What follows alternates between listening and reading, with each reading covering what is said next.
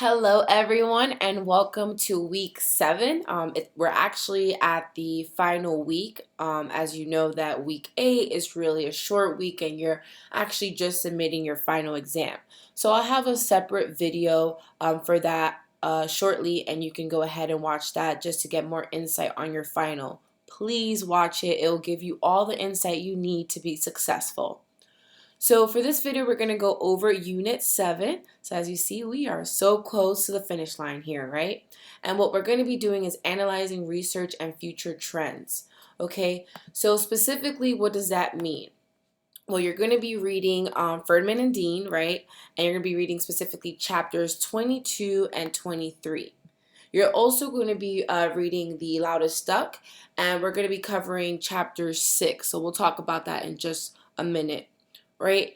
So these chapters are really about the future, right? Analyzing the research and future trends of diversity. As you all saw, diversity has changed significantly, right? It's not even about just diversity anymore. It's really truly about inclusion and making that emphasis in including people in decision making, in process changes. I mean, you name it, right? There's this famous quote that says, I believe is diversity is inviting someone to the party, but inclusion is inviting that person to dance, right? So we have really moved from just, counting numbers to making, again, those numbers count. So just want to get more insight on how you feel that the future will look like as far as diversity and inclusion, okay?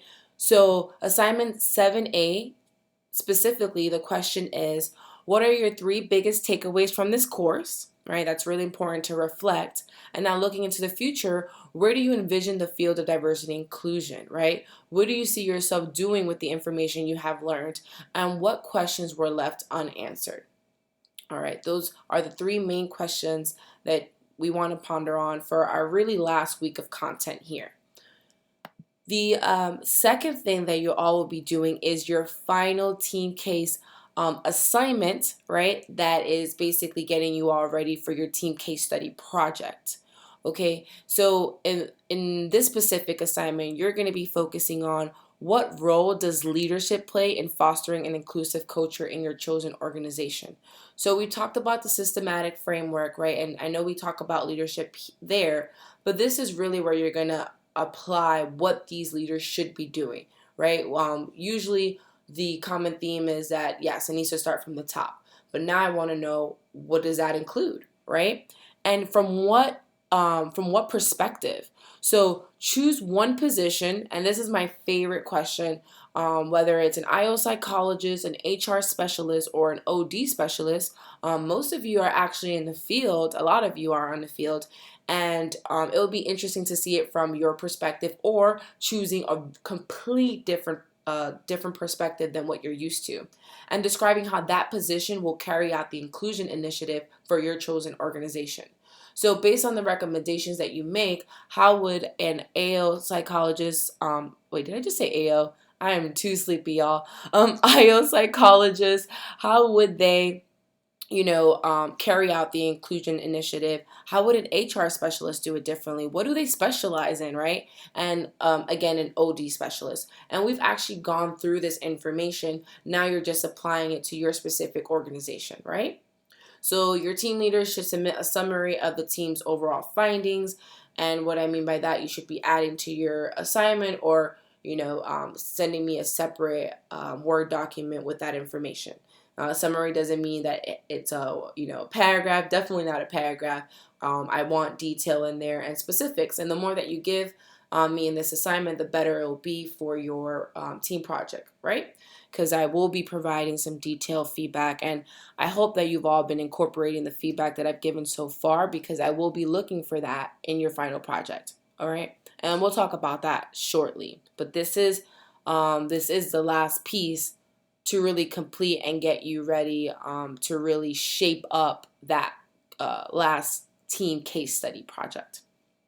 All right, and lastly, we are going to have our last book club. I just can't believe we're at the final week here, right? So I believe we have about 5, no, that was last week. we have 4 individuals who will be covering We Hire for Differences and Fire Because They Are Not the Same. And that's Alyssa, Shannon, Morgan, and Carissa. So I look forward to your contribution and knowledge sharing.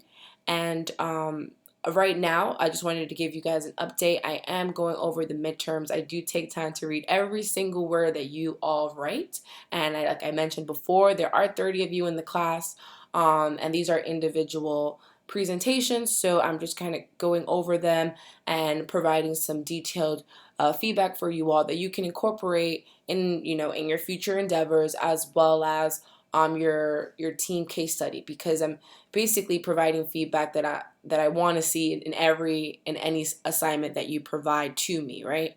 Notice that I'm all about details. So the more that you can provide in terms of that, the better, right? We're at a master's level at this point. So a lot of what we did in undergrad is really learn the concepts and theories. And I know that most of you, even without being in this course, know about diversity and inclusion because you live it, right? But now we're really going to incorporate everything in terms of your experience, the textbook, right?